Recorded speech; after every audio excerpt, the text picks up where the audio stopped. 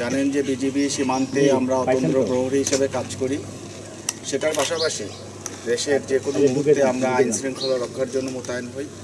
তো আমরা খাগড়াছড়ি সদরেও যেহেতু আইন শৃঙ্খলা পরিস্থিতি একটু অবনত হয়, তো সেটা মোকাবেলার জন্য আমরা বেসামরিক প্রশাসনের ডাকে আমরা সেনাবাহিনী এবং পুলিশের পাশাপাশি আমরা মোতায়েন হই।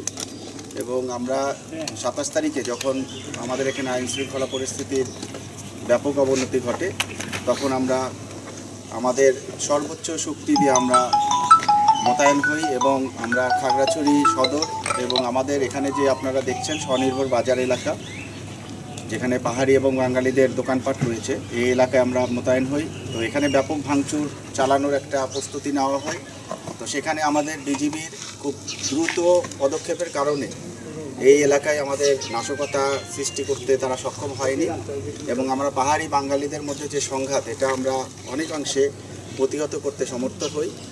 তো এই ধারাবাহিকতায় আমাদের বিজিবি কার্যক্রম অব্যাহত রয়েছে।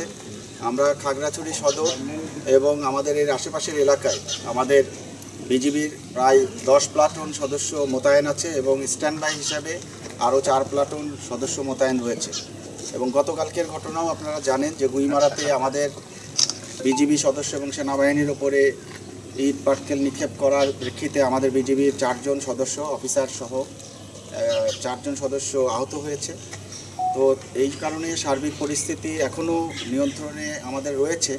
বা তার পাশাপাশি আমরা দিনে এবং রাতে খাগড়াছড়ি এলাকায় আমরা বিজিবির বিভিন্ন এলাকায় চেকপোস্ট তৈরি করেছি, যেখানে বিজিবি, সেনাবাহিনী, পুলিশ সকলে সম্মিলিতভাবে আমরা দায়িত্ব পালন করব এবং খাগড়াছড়ি এলাকায় শান্তি পুরোপুরি ফিরে না আসা পর্যন্ত এবং 144 ধারা না ওঠা পর্যন্ত আমাদের এই দায়িত্ব অব্যাহত থাকবে। এবং আমি আপনাদের মাধ্যমে একটি মেসেজই দিতে চাই, পাহাড়ে এই পার্বত্য এলাকায় আমরা ধর্ম, বর্ণ, জাতি নির্বিশেষে সকলেই আমরা বাংলাদেশি।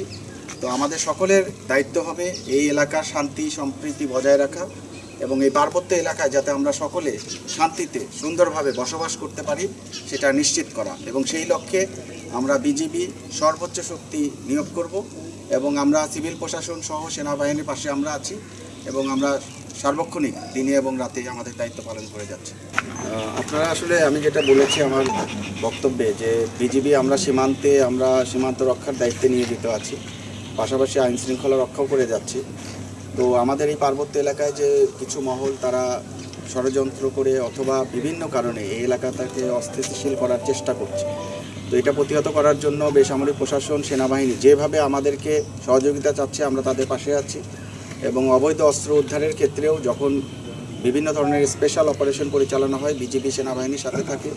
পাহাড়ে আমরা অপারেশন পরিচালনা করছি এবং সীমান্তেও আমরা কঠোর নজরদারি রেখেছি যাতে করে কোনো অবৈধ অস্ত্র আমাদের সীমান্তের ওপার থেকে আসতে না পারে। এবং আমাদের যারা অস্ত্রধারী সন্ত্রাসী আছে পাহাড়ে, তাদের দিকেও আমরা গোয়েন্দা নজরদারি রাখছি এবং তাদের বিরুদ্ধেও আমাদের ব্যাপক অভিযান পরিচালিত হবে, এটাই আমাদের বর্তমান পরিকল্পনা। রামগড়ে যে আমাদের যে আহত হয়েছে এটার বিরুদ্ধে অবশ্যই আইনানুগ ব্যবস্থা হবে। এটার জন্য তদন্ত কমিটিও গঠন হয়েছে আমাদের জেলা প্রশাসন থেকে এবং তদন্তের প্রেক্ষিতে যদি দোষী সাব্যস্ত পাওয়া যায় তাদের বিরুদ্ধে অবশ্যই আইনানুগ ব্যবস্থা গ্রহণ করা হবে। আজকে কোথাও অপ্রীতিকর ঘটনা ঘটছে কেন? এখন পর্যন্ত আমাদের জানা মতে আমাদের কঠোর অবস্থানের কারণে খাগড়াছড়ি এলাকার আশেপাশের এলাকায় কোথাও কোনো অপ্রীতিকর ঘটনা ঘটেনি এবং আমার বিশ্বাস যে আমরা আমাদের চেষ্টা অব্যাহত রেখেছি।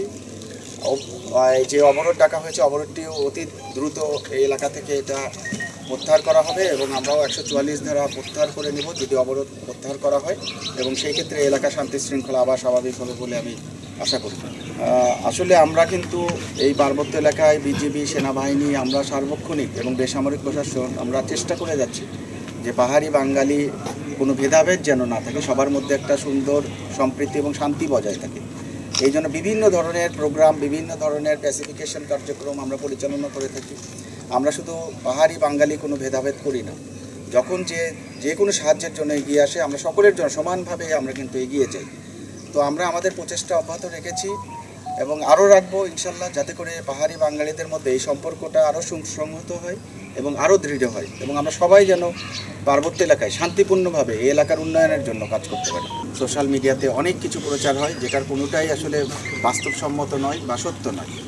কারণ আমরা আমাদের যে কোনো ধরনের এই ধরনের পরিস্থিতি মোকাবেলা করার জন্য আমরা সক্ষম। আমাদের সেনাবাহিনী, বিজিবি, আমরা সর্বসময়ে আমরা কিন্তু কঠোর নজরদারিতে রেখেছি আমাদের সীমান্ত এলাকা এবং দুর্গম এলাকাগুলো। আমাদের টহল দিন রাত কিন্তু অব্যাহত রয়েছে।